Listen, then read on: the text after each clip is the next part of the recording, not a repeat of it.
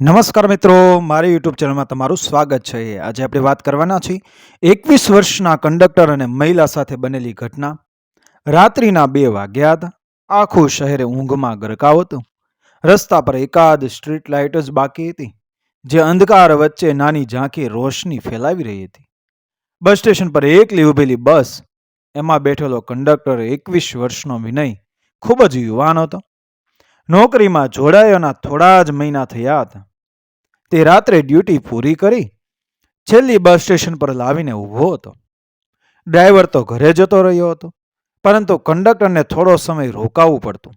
કાગળો પૂરા કરવા, રજિસ્ટર ભરવા, સવારની પહેલી ટ્રીપ માટે તૈયારી કરવા બસ સ્ટેશને હતો. તે દરમિયાન એને લાગ્યું કે કોઈ બાળકનો રડવાનો અવાજ આવે છે. સાંભળતા સાંભળતા એને આશ્ચર્ય થયું. આટલી અંધારી રાત્રે, આટલા સમયે અહીં બાળકનો અવાજ કેવી રીતે? વિની બસમાંથી નીચે ઉતરીને જોયું. સ્ટેશનના ખૂણે એક યુવાન મહિલા ઊભી હતી. હાથમાં લગભગ 6-7 મહિનાનું બાળક. બાળકનું રડવાનું બંધ નહોતું થતું. મહિલા પોતાના દુઃખને છુપાવવા છતાં એ આંખોમાંથી આંસુ ટપ ટપ પડી રહ્યા હતા. વિની થોડો સંકોચાયો, પણ પછી આગળ વધ્યો. બેન, આટલી મોડી રાત્રે અહીં તમે? બાળક તો ખૂબ જ રડી રહ્યું છે. મહિલાએ થોડી અચકાટ સાથે ઉત્તર આપ્યો. મને ખબર નથી હું ક્યાં જાઉં. આ બાળકને શાંત કરું છું, પણ તોય રડી રહ્યું છે. વિનયને લાગ્યું કે એ મહિલા ખૂબ થાકી ગઈ છે. આંખોની નીચે કાળા ઘેરા, હોઠ સુકાઈ ગયેલા અને ચહેરા પર અજંપો. તમને પાણી આપું? વિનય બોલ્યો. મહિલાએ માથું હલાવ્યું. વિનય બસમાંથી બોટલ લઈ આવ્યો. મહિલાએ પાણી પીધી. થોડું બાળકને પણ આપ્યું. બાળક થોડું શાંત થયું, પણ મહિલાની આંખોમાં હજી ચિંતા હતી. થોડા સમય પછી એણે ધીમા અવાજમાં કહ્યું, મને બહુ ભૂખ લાગી છે. દિવસભર કંઈ ખાધું નથી. વિનયને દયા આવી. એણે પોતાની થેલીમાંથી ટિફિન કાઢ્યું. આજે માએ એને રોટલી, શાક, દાળ ભાત બાંધી આપ્યા હતા. આ ટિફિન ખાઈ લ્યો, હજુ તાજું જ છે. મહિલાએ એક પળ વિચાર્યું, પણ પછી ભૂખની સામે એની શરમ ભૂલી ગઈ. એણે રોટલી હાથમાં લીધી. ધીમે ધીમે ખાવા લાગી. ખાવાની સાથે એની આંખમાંથી આંસુ સરકી ગયા. જાણે ખાવાનું નહીં, પણ કોઈનો સાથ, કોઈની માનવતા એણે ઘણા સમય પછી અનુભવી હતી. વિનય બાળકને હસાવવા પ્રયત્ન કરવા લાગ્યો. અરે નાનું મલક, એટલું કેમ રડે છે? હવે તો તારી મમ્મી ખાઈ રહી છે, હવે તું હસ. બાળક થોડું ગુંજીને હસ્યું. મહિલા દ્રશ્ય જોઈને પહેલી વાર થોડું સ્મિત કર્યું. થોડા સમય પછી વિનયે ધીમેથી પૂછ્યું, બેન, હું તમને ઘરે મૂકી આવું? આટલા સમય એકલા બેબી સાથે રહેવું એ સુરક્ષિત નથી. આ સાંભળીને મહિલાની આંખોમાંથી અચાનક આંસુઓની ધારા વહેવા લાગી. બાળકને હૃદય સાથે ચાંપીને કંપતા અવાજમાં બોલી, મારે જવા માટે કોઈ ઘર જ નથી. મારા પતિએ મને ઘરેથી કાઢી મૂકી છે. હવે હું ક્યાં જાઉં? અંધારું સ્ટેશન, અંધારી રાત્રિ, આકાશ અને મહિલાના શબ્દો એક ક્ષણે વિનયના દિલમાં કંપારી છવાઈ ગઈ. એની સામે એક યુવાન સ્ત્રી, ગોદમાં નિર્દોષ બાળક અને પાછળ લૂંટાયેલી જિંદગી. વિનયને સમજાતું ન હતું હવે શું કરવું. પણ એને ખબર હતી કે હવે આ રાત સામાન્ય નહોતી રહેવાની. મારું નામ નંદિની.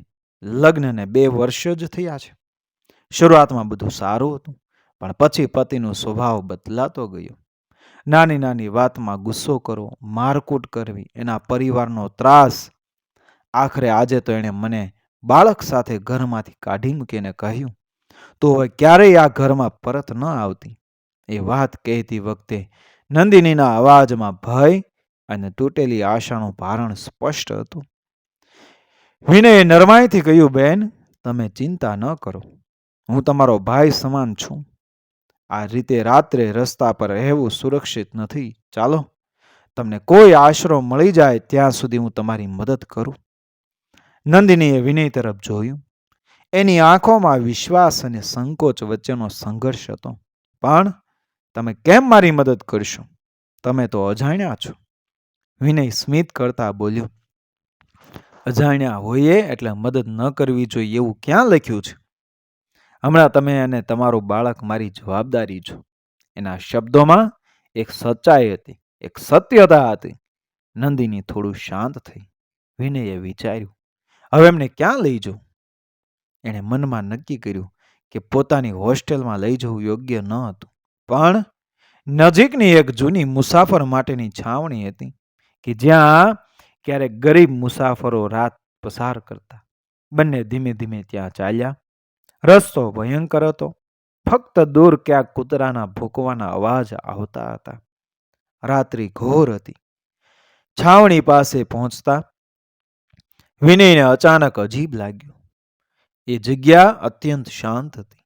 સામાન્ય રીતે ત્યાં કોઈને કોઈ તો ઊંઘતું હોવું જોઈએ, પણ આજ રાત્રે ત્યાં એક પણ માણસ ન હતો. નંદિનીએ બાળકને ચાંપીને કંપતા અવાજમાં કહ્યું, અહીં અજીબ લાગે છે મને. બધું ખાલી કેમ છે? વિનયે બહાદુરી બતાવવાની કોશિશ કરી. કંઈ નહીં, કદાચ આજે કોઈ મુસાફર નથી. પણ અંદર જઈને એણે પણ કંપારી આવી કે છાવણીની દિવાલો પર ધૂળ, એક ખૂણે તૂટેલો દીવો અને મધ્યમાં એક ખાલી ખાટલો. નંદિની થોડીક થાકી ગઈ હતી. એણે બાળકને બેસાડ્યું અને થોડી આરામથી બેસી ગઈ. વિનયે પાણી આપ્યું. એ જ સમયે અચાનક ખૂણેથી અજબ અવાજ આવ્યો, જાણે કોઈ ધીમે ધીમે બબડતું હોય. બંને ચોંકી ગયા. વિનયે ટોર્ચ ચાલુ કરી ખૂણામાં પ્રકાશ પાડી જોયું. ત્યાં કોઈ નહોતું. નંદિની ગભરાઈ ગઈ. અહીં કંઈક છે, મને ભય લાગે છે. વિનય એને શાંત પાડતા કહ્યું, ચિંતા ન કરો, કદાચ ઉંદર હશે. પણ અચાનક ખાટલાના નીચેથી બાળક જેવો જ રડવાનો અવાજ આવવા લાગ્યો. એક પળ માટે બંનેના રક્ત જામી ગયા હો. નંદિનીએ પોતાના બાળકને વધુ જોરથી ચાંપ્યું. મારો દીકરો તો મારી ગોદમાં છે, તો અવાજ કોનો છે? વિનયને અજીબ ઘેરું સત્ય સમજાતું નહોતું. અંધારી છાવણીમાં બાળક જેવા અવાજ, ખાલી જગ્યા, અને આ બધું જાણે કોઈ રહસ્ય તરફ દોરી રહ્યું હતું. અંધકાર ઘેરાતો ગયો. છાવણીની દિવાલોમાંથી આવતા અજાણ્યા અવાજો વધુ તીવ્ર બન્યા. નંદિની બાળકને છાતી સાથે ચાંપીને કંપતી બોલી, વિનય, મને બચાવો, એ મારી પાછળ આવી ગયો છે. વિનયે હિંમત કરી દરવાજો ખોલવાનો પ્રયત્ન કર્યો, પરંતુ દરવાજો જાણે અંદરથી કસાઈને બંધ થયો હતો. એ પસીનાથી તરબતર થઈ ગયો. અચાનક જ સામે દિવાલ પર ઝાંખો આકાર દેખાયો.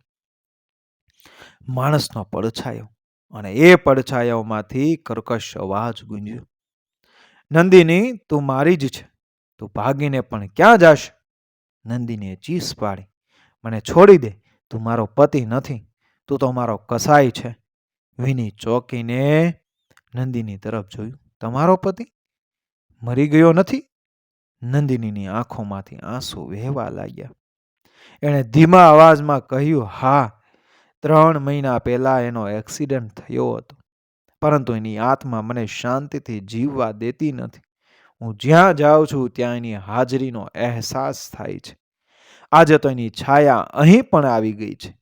વિની સ્તબ્ધ થઈ ગયો. અરે, એટલે જ તમે કહેલું કે ઘર નથી. સાચું કહું તો તમારો પતિ હવે જીવતો જ નથી.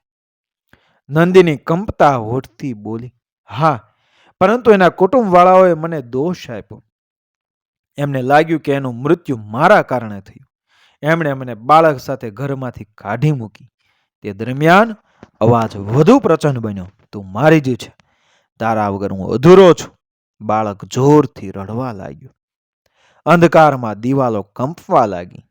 વિનયે નક્કી કર્યું કે હવે કંઈક કરવું જ પડશે. એણે ભગવાનના નામે પ્રાર્થના કરી કે હે પ્રભુ, આ નિર્દોષ સ્ત્રી અને બાળકને બચાવો. એક ક્ષણે જાણે ચમત્કાર થયો અને છાવણીની છતમાંથી તૂટેલો દીવો અચાનક પ્રગટ્યો અને ચારેય તરફ પ્રકાશ ફેલાયો. પ્રકાશ પડતા જ એ પડછાયો ધીમે ધીમે ગાયબ થવા લાગ્યો. નંદિનીના ચહેરા પર આશ્ચર્ય અને શાંતિ દેખાય. વિનય, જુઓ, એ છાયા ઓગળી રહી છે. પ્રકાશ ધીમે ધીમે આખી છાવણીમાં ફેલાયો. અવાજો બંધ થઈ ગયા. શાંતિ છવાઈ ગઈ. વિનયે હળવો શ્વાસ લીધો. હવે ડરવાની જરૂર નથી. એ આત્મા આજે શાંતિ પામ્યો હશે. નંદિની રડી પડી, તમે ન હોત તો આજે હું અને મારું બાળક એ કદાચ જીવી ન શકતા. તમે અજાણ્યા હોવા છતાં મને જીવન દાન આપ્યું છે.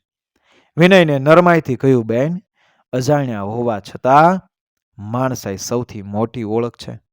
સવારે પહેલી કિરણ છાવણીમાં પ્રવેશી. આખી રાતનો અંધકાર જાણે પીગળી ગયો. વિનયે નક્કી કર્યું, હવે હું તમને એક સુરક્ષિત આશ્રયમાં લઈ જઈશ. સમાજ તમારી સાથે જે અયોગ્યતા કરી છે એને સુધારવા માટે કંઈક કરવું પડશે.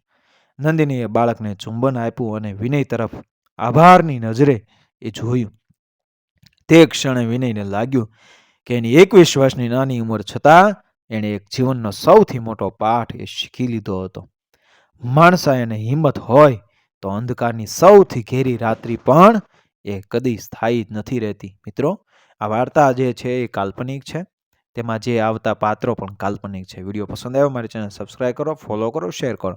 મળી આવી જ ઘટનાને પ્રેરણાદાયક વાર્તાઓ સાથે આગળના વિડીયોમાં. બન્યા રહો મારી ચેનલ સાથે. જય શ્રી કૃષ્ણ.